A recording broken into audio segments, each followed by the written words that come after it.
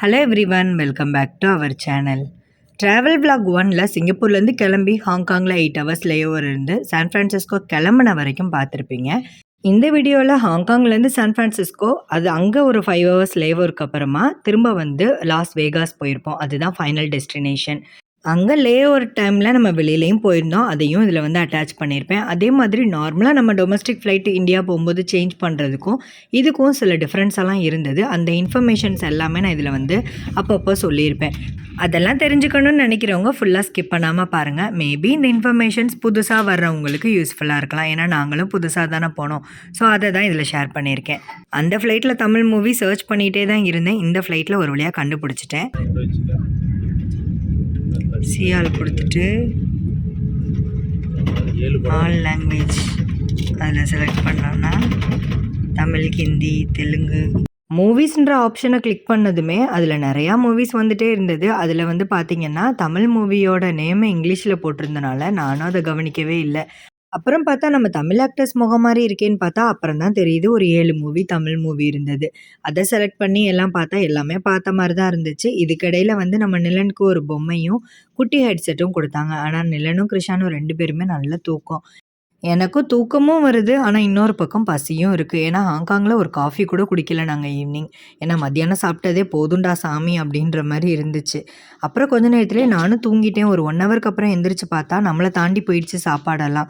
அப்புறம் திரும்ப கால் பண்ணி கூப்பிட்டதுக்கப்புறம் இருங்க வெயிட் பண்ணுங்கள் நாங்கள் எடுத்துகிட்டு வரோன்னு சொன்னாங்க. சரி அது வரை காஃபியாச்சும் கொடுங்கன்னு சொல்லி வாங்கி ஒரு காஃபியை குடித்தேன். அதுக்குள்ளே சாப்பாடு கொண்டு வந்துட்டாங்க. மார்னிங் பிரேக்ஃபாஸ்ட்டும் சரியில்லை, லஞ்சுக்கும் வந்து ஹாங்காங்கில் அந்தளவுக்கு சரியில்லை.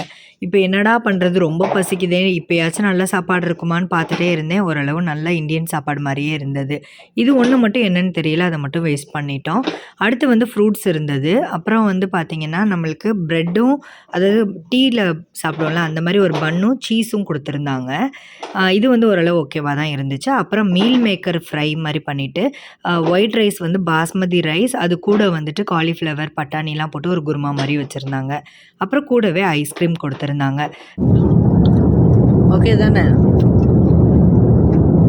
பசியோடு இருந்ததுக்கும் அதுக்கும் கொடுத்த சாப்பாடும் ரொம்ப அருமையாக இருந்ததுனால அப்படியே சாப்பிட தேவாமிர்தம் மாதிரி இருந்துச்சு. நல்லா ஃபுல்லாக சாப்பிட்டு முடிச்சுட்டு அதுக்கப்புறம் ஐஸ்கிரீமும் சாப்பிட்டோம். ஆனால் அதில் அந்த ஒரு இது மட்டும் வேஸ்ட் பண்ணியாச்சு. இப்போ நம்ம எங்கே போயிட்டுருக்கோம் எக்ஸாக்டாக அப்படின்றதெல்லாம் நம்ம இந்த இன்ஃபர்மேஷன்லேயே அந்த ஸ்க்ரீன்லேயே பார்த்துட்டு, அப்புறம் கொஞ்சம் தமிழ் சாங்ஸ் எல்லாம் இருந்துச்சு, அதையும் போட்டு ப்ளே பண்ணிகிட்டு இருந்தேன். அப்போ தான் நிலன்குட்டியை எழுப்பி சாப்பாடு கொடுக்கலான்னு பார்த்தா வெறும் ஐஸ்கிரீம் மட்டும்தான் சாப்பிட்டான். ஐஸ்கிரீம் மட்டும் சாப்பிட்டுட்டு திரும்பவும் தூங்கிட்டான். எல்லாருக்குமே ஒரு பில்லோ, பிளாங்கெட் கொடுத்துருந்தாங்க. அதே மாதிரி நிலனோட சீட்டையும் சேர்த்து நான் ஆக்குபை பண்ணிட்டு அவனை என் மேலே தூங்க வச்சுட்டேன். ஸோ கொஞ்சம் கம்ஃபர்டபுளாக நல்லாவே தூங்கியாச்சு. திரும்ப கொஞ்சம் நேரத்துலேயே பார்த்தா மார்னிங் பிரேக்ஃபாஸ்ட்டுன்னு சொல்லிட்டு கொண்டு வந்து கொடுத்துட்டாங்க. கொஞ்சம் ரொம்பவே சூடாக இருந்துச்சு. ஸோ கொஞ்சம் நேரம் கழித்து சாப்பிட்லான்னு சொல்லிட்டு வச்சுட்டோம். அதே இதில் உள்ள மாதிரியே தான் இதெல்லாமே கொடுத்துருந்தாங்க, ஃப்ரூட்ஸ் எல்லாமே. ஆனால் ரைஸ் வந்து பார்த்திங்கன்னா ஒரு ப்ரௌன் ரைஸும் அது கூட வந்து பட்டாணி, மீல் மேக்கர், உருளைக்கிழங்கு எல்லாம் சேர்ந்து கலந்த ஒரு கிரேவியாக இருந்துச்சு. ஸோ இது வந்து சாப்பாடு கொஞ்சம் ஓகே தான், நாட் பேடுன்னு சொல்லலாம். ஆனால் நைட்டு கொடுத்தது அல்டிமேட்டு. Good morning. ஆக்சுவலாக இது குட் ஆஃப்டர்நூன். தண்ணி குடிக்கிறியா? நிலன் மதியானம் அந்த புளியோதரை நல்லா சாப்பிட்டான். அதுக்கப்புறம் ஃபுல்லாகவே அந்த கர்டு, ஐஸ்கிரீமு இந்த மாதிரி தான் சாப்பிட்டுட்டே இருந்தான். ரைஸ் சுத்தமாக சாப்பிடவே இல்லை. இந்த ஃப்ளைட்டில் டின்னர் மட்டும் ஒரு ஆப்ஷன் கொடுத்துருந்தாங்க. வெஜிடேரியன் வேணுமா இல்லை நான்வெஜ் வேணுமான்னு சூஸ் பண்ணிக்கலான்னு. மற்றபடி பிரேக்ஃபாஸ்ட் எல்லாமே நம்மளுக்கு வெஜிடேரியன் ஸ்பெசிஃபைடாக வேணும் அப்படின்னா நம்ம டிக்கெட் புக் பண்ணும்போதே அதில் வந்து மென்ஷன் பண்ணியிருக்கணுமா. இல்லைனா எல்லாருக்கும் காமனாக என்ன ஃபுட்டோ அதை தான் கொடுப்பாங்களாம். ஃபஸ்ட்டு ஃப்ளைட்டில் லாஸ்ட் மினிட்டில் கேட்டதுனால அவங்க இருந்தது தான் கொடுத்தாங்க. ஸோ நாங்கள் இதில் வந்து ஏறினதுமே நாங்கள் ஃபஸ்ட்டு இன்ஃபார்ம் பண்ணிட்டோம் எங்களுக்கு வெஜிடேரியன் ஃபுட் வேணும்னு. இந்த ஏர்லைன்ஸில் டிக்கெட்டோட இன்க்ளூடட் மீல் எல்லாமே. ஸோ நம்ம ஃபஸ்ட்டே ஆப்ஷன் சூஸ் பண்ணணும். இல்லைனா உள்ளே என்ட்ரு ஆனதுமே ஃபஸ்ட்டு சொல்லிடுங்க. அப்போ தான் நமக்கு வெஜிடேரியன் ஃபுட்டு கிடைக்கும். Depends on airlines. டேரெக்டாக வந்தீங்கன்னா 14 to 16 ஹவர்ஸ் இங்கே ரீச் ஆகிடலாம். பட் நாங்கள் வந்து டிரான்சிட்டு, லே ஓவர் எல்லாம் சேர்த்து எங்களுக்கு எக்ஸாக்டாக பார்த்தீங்கன்னா 24 ஹவர்ஸ் ஆச்சு. முதல் நாள் 8 o'clock காலையில் ஏறி நெக்ஸ்ட் டே சிங்கப்பூர் டைமுக்கே மார்னிங் 8 o'clock இங்கே ரீச் ஆகிருக்கோம். சிங்கப்பூருக்கும் இங்கேக்கும் வந்து பார்த்திங்கன்னா 16 ஹவர்ஸ் டிஃப்ரென்ஸு. ஸோ இப்போ சிங்கப்பூரில் நெக்ஸ்ட் டே 8 o'clockனா இங்கே வந்து முதல் நாள் ஈவினிங் 4 o'clock. எஸ்எஃப்ஓலே நமக்கு இமிக்ரேஷன் செக் முடிஞ்சிடும். ஸோ எல்லா கொஸ்டின்ஸுமே அங்கேயே கேட்டுருவாங்க. எதுக்காக இங்கே வந்திருக்கீங்க, எவ்வளோ மணி கேரி பண்ணுறீங்க, ஃபைனல் டெஸ்டினேஷன் எங்கே போகிறீங்க அப்படின்னு சொல்லிட்டு எல்லாம் கேட்டுட்டு தான் அனுப்பி விட்றாங்க. அதுக்கப்புறம் நம்ம லக்கேஜெல்லாம் எடுத்துகிட்டு கிளம்பிடலாம். எங்கே போனாலும் இந்த இதில் உட்கார்றதை நீ விட மாட்டேங்கிறேன் ஏண்டி தங்கம். ஃபைனலி சான் ஃப்ரான்சிஸ்கோ ரீச் ஆயாச்சு. ஆனால் இங்கேயும் என்னோட நேர கொடுமையாக என்னன்னு தெரியல, வெளியில் வரும்போது கரெக்டாக இங்கேயும் பீப் சவுண்ட் அடிக்க ஆரம்பிச்சிருச்சு. இங்கேயும் மேனுவலாக செக் பண்ணிவிட்டு அனுப்பிட்டாங்க. கடைசி வரைக்கும் எதனால என்கிட்ட இருந்து மட்டும் பீப் சவுண்டு வந்துச்சுன்னு தெரியலையேன்னு சொல்லிட்டு புலம்பிகிட்டே இருந்தேன். என் ஹஸ்பண்டோட க்ளோஸ் ஃப்ரெண்ட் அந்த அண்ணா இங்கே தான் இருக்காங்க. அவங்க வந்து எங்களை பிக்கப் பண்ணிட்டு போகிறேன்னு சொன்னதுனால அங்கே வெயிட் பண்ணிட்டு இருந்தோம். அந்த டைமில் கொஞ்சம் நேரம் வெளியில் போய் பார்க்கலான்னு போய் பார்த்தா ஒரே காக்கா கூட்டமாக இருக்குது.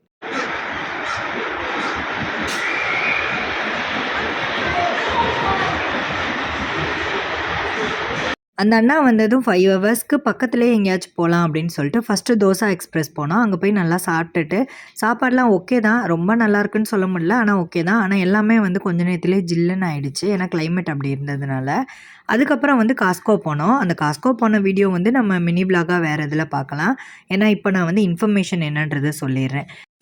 ஏர்போர்ட்டில் அவங்க எங்களை திரும்ப இறக்கி விட்டதுக்கப்புறமா நாங்கள் வந்துட்டு எந்த டெர்மினலுக்கு நாங்கள் போகணுன்னு சொல்லிட்டு அங்கே விசாரித்து அதுக்கப்புறம் போயாச்சு.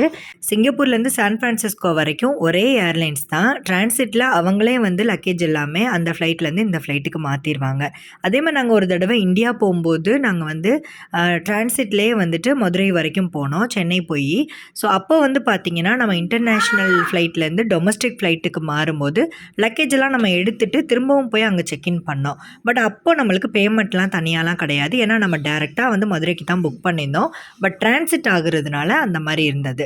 பட் இங்கே நம்ம சான் ஃப்ரான்சிஸ்கோலேருந்து லாஸ் வேகாஸ் போகிறதுக்கு ஏர்லைன்ஸே டிஃப்ரெண்ட் ஏர்லைன்ஸ் புக் பண்ணியிருந்தோம். ஸோ இங்கே வந்து பார்த்திங்கன்னா நாங்கள் டிக்கெட் மட்டும்தான் புக் பண்ணியிருந்தோம், எக்ஸ்ட்ரா லக்கேஜுக்கெலாம் நாங்கள் வந்து புக் பண்ணலை. அப்போ அங்கே நாங்கள் டேரெக்டாக போர்டிங் வாங்கும்போதே நாங்களுக்கு எக்ஸ்ட்ரா லக்கேஜ் பே பண்ணோம். 3 பேருக்கு 2 பேக் அலோவ் பண்ணாங்க. அந்த ஒரு பேக்கில் வந்து 18 கேஜி இருக்கணும். ஸோ ஓவராலாக 36 கேஜிக்கு $50 பே பண்ணி செக்இன் பண்ணிவிட்டு நாங்கள் போர்டிங் பாஸ் வாங்கிட்டு உள்ளே போயாச்சு. அங்கேயும் ஸ்கேன் பண்ணும்போது எனக்கு மட்டும் பீப் சவுண்டு வருது. அதுக்கப்புறம் தான் அவங்க கேட்டாங்க, பேங்கிள் எதுவும் கையில் போட்டிருக்கீங்களா, அதை ரிமூவ் பண்ணுங்கன்னு. அதை ரிமூவ் பண்ணதுக்கப்புறமா ஸ்கேனில் வந்து எனக்கு பீப் சவுண்டே வரல. அப்போ தான் தெரிஞ்சது இந்த பேங்கிள்னால தான் இந்த சவுண்டே வந்திருக்கு அப்படின்றது. அப்புறம் அங்கேருந்து நாங்கள் ஃப்ளைட் எங்கே இருக்குதுன்னு சொல்லிட்டு கேட் நம்பரை சர்ச் பண்ணி அங்கே வந்துட்டோம். அங்கே வந்ததுக்கப்புறம் இன்னொரு ஷாக் என்னன்னு பார்த்தீங்கன்னா, நம்ம ஹேண்ட் லக்கேஜுக்கெலாம் இது வரைக்கும் நான் எந்த ஏர்லைன்ஸ்லையுமே பே பண்ணது கிடையாது. ஆனால் இங்கே பார்த்தீங்கன்னா நாங்கள் ஒரு ஆளுக்கு 7 கேஜி மேனி, நாங்கள் 3 பேருக்கும் 3 பேக் வச்சுருந்தோம். ஸோ 3 பேக்குக்கும் அரௌண்ட் 280 ஆர் 90ன்னு நினைக்கிறேன். அந்த அளவுக்கு வந்து பேமெண்ட் பண்ண சொல்லிட்டாங்க. அதுவும் வந்து கார்டு தான் பேமெண்ட் பண்ணணும், கேஷ் இல்லைன்னு சொல்லிட்டாங்க. எங்களுக்கு 1 ஹவருக்கு அப்புறம் வேறு ஏர்லைன்ஸில் தான் என்னோடய ஹஸ்பண்ட் வராங்க. ஸோ நாங்கள் முன்னாடி போகிறோன்றதுனால எங்களுக்கு கேஷ் மட்டும்தான் கொடுத்து வச்சுருந்தாங்க. அப்புறம் ஒரு வழியாக அவங்கள்ட்டேருந்து கார்டு நம்பரை வாங்கி எப்படியோ பேமெண்ட் பண்ணிவிட்டு வந்தாச்சு. டிபெண்ட்ஸ் ஆன் ஏர்லைன்ஸ் எல்லாமே சேஞ்ச் ஆகும் அப்படின்னு சொன்னாங்க அவங்கள்ட்ட கேட்கும்போது. ஸோ இதுலேருந்து நம்ம தெரிஞ்சுக்க வேண்டியது, நம்ம புக் பண்ணும்போதே எல்லாமே ரூல்ஸ் அண்ட் ரெகுலேஷன்லாம் படித்து பார்த்து கரெக்டாக அதுக்கு தகுந்த மாதிரி நம்ம புக் பண்ணிக்கணும். ஏன்னா இது டொமஸ்டிக்ன்றதுனால டிஃப்ரெண்ட்டாக இருக்குது. லாஸ் வேகாஸில் இமிக்ரேஷன்லாம் இருக்காது, நீ எக்ஸிட் ஆகி லக்கேஜை மட்டும் எடுத்துகிட்டு அங்கே வெயிட் பண்ணுங்க, நான் வந்துடுறேன்னு என் ஹஸ்பண்ட் சொன்னாங்க. இங்கே வந்து பார்த்தா ஒரே கேட் நம்பருக்கு பக்கத்தில் ஃபுல்லாக வந்து பார்த்திங்கன்னா கேஷினோ தான் இருக்குது. நம்மளுக்கு லக்கேஜ் எங்கே கலெக்ட் பண்ணணுன்னே தெரியலை. அப்புறம் திரும்ப அந்த ஏர்லைன்ஸில் போய் கேட்டதுக்கப்புறமா எக்ஸ்கலேட்டர் எடுத்து கீழே போய் திரும்ப நீங்கள் டெர்மினல் 3க்கு வந்து ட்ரெயின் எடுத்து போனோம். அங்கே போனதும் எக்ஸிட் ஆகிட்டு டி ரோல் நம்பரில் போயிட்டு பார்த்தீங்கன்னா D22ல் உங்களோட லக்கேஜ் இருக்குன்னு சொல்லி அனுப்புனாங்க. அதோட அங்கேயும் நாங்கள் போய் ஒரு வழியாக அங்கே மேலே கீழேன்னு எல்லா இடமும் ஏறி இறங்கி தேடி ஒரு வழியாக கடைசியாக வந்து நாங்கள் D22 வந்து சேர்ந்துட்டோம். இப்படி தான் எங்களோட ஜேர்னியே இருந்தது. அடுத்து இந்த லக்கேஜெல்லாம் வைக்கிறதுக்கு ட்ராலி எடுக்கணும் இல்லையா, அதில் ஒரு விஷயம் நடந்தது. நார்மலாக ஏர்போர்ட்லலாம் வந்து ஃப்ரீ ட்ராலி தான் இருக்கும். சூப்பர் மார்க்கெட்ஸில் சம்டைம்ஸ் வந்து பார்த்திங்கன்னா $1 காயின் இன்செர்ட் பண்ணிவிட்டு திரும்ப நம்ம கரெக்டான பிளேஸில் வச்சுட்டு அந்த காயினை எடுத்துக்கலாம். அந்த மாதிரி தான் இருக்கும். ஆனால் இங்கே வந்து $6 பே பண்ண வேண்டியது இருந்தது. $20 இருக்கு, ஆனால் சேஞ்ச் வருமா? $20 சைடு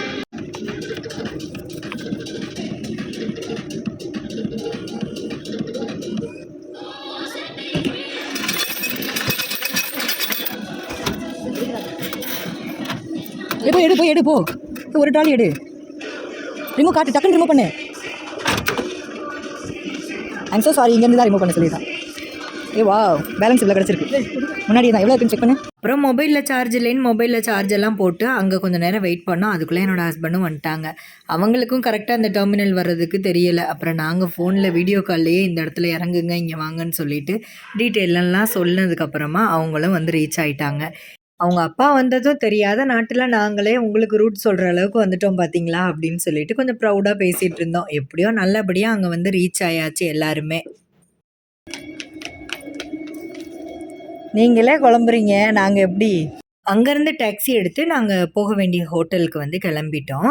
இதுக்கிடையில் இன்னொன்று என்னென்னு பார்த்தீங்கன்னா, சரி நம்ம ரிட்டர்ன் கார்ட் இருக்கிற இடத்துல கரெக்டாக ரிட்டர்ன் பண்ணோன்னா நம்மளுக்கு மணி ரிட்டர்ன் பண்ணுவாங்க அப்படின்னு நினச்சிட்டு வேகமாக டாக்ஸியில் திங்ஸ் எல்லாம் வச்சதும் நான் இந்தா வந்துடுறேன் அப்படின்னு சொல்லிட்டு அந்த ட்ராலி எடுத்துகிட்டு ஓடி போய் அதுக்கான பிளேஸில் ஃபிட் பண்ணதுமே ஒரு காயினும் கிடச்சிது. நான் கூட சரி $6 ஒரே காயினாக கொடுத்துட்டாங்க போலேன்னு எடுத்துகிட்டு வேகமாக டாக்ஸிக்கு ஓடி வந்துட்டேன்.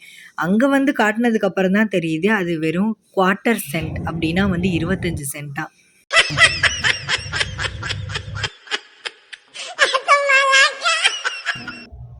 அத்தை வீட்டுக்கு வந்திருக்கோம்மா.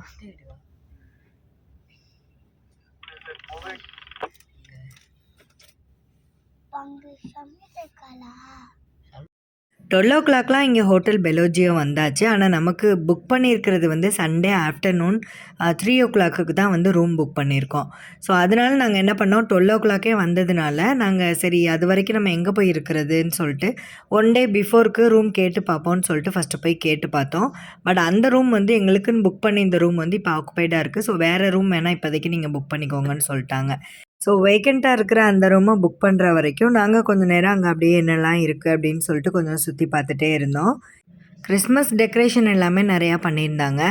அதே மாதிரி ஃபுல்லாக வந்து பார்த்திங்கன்னா இங்கே இருக்கிற ஹோட்டல்ஸ் எல்லாத்துலேயுமே கிரவுண்ட் ஃப்ளோரில் வந்து கேஷினோ தான் இருக்குது. வெள்ளிக்கிழமை வரைக்கும் கான்ஃபரன்ஸ் இருக்குது. ஸோ சனிக்கிழமை தான் நாங்கள் இங்கேருந்து லாஸ் ஏஞ்சலஸ் வந்து போவோம். அதே மாதிரி இந்த 1 வீக்கும் இந்த கான்ஃபரன்ஸ் இருக்கிறதுனாலேயே நிறையா ஃபேமிலிஸ் வந்திருந்தாங்க.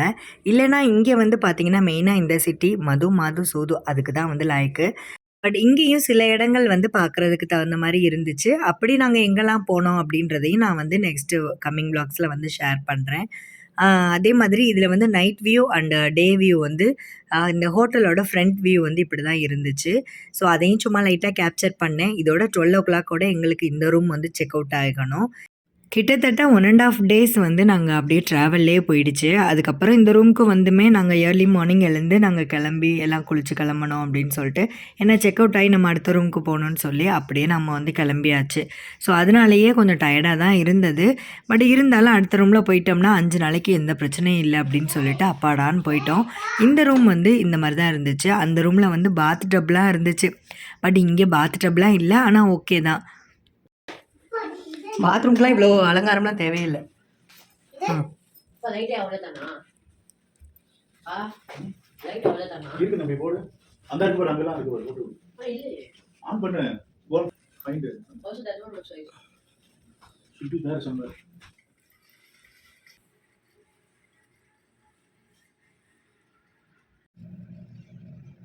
அங்கே அந்த மலை மேலாம் பனி விழுந்திருக்கு. அதுவும் அங்கே வந்துட்டாங்கன்னு நினைக்கிறேன். டேய் கூப்பிடுறாங்க போ.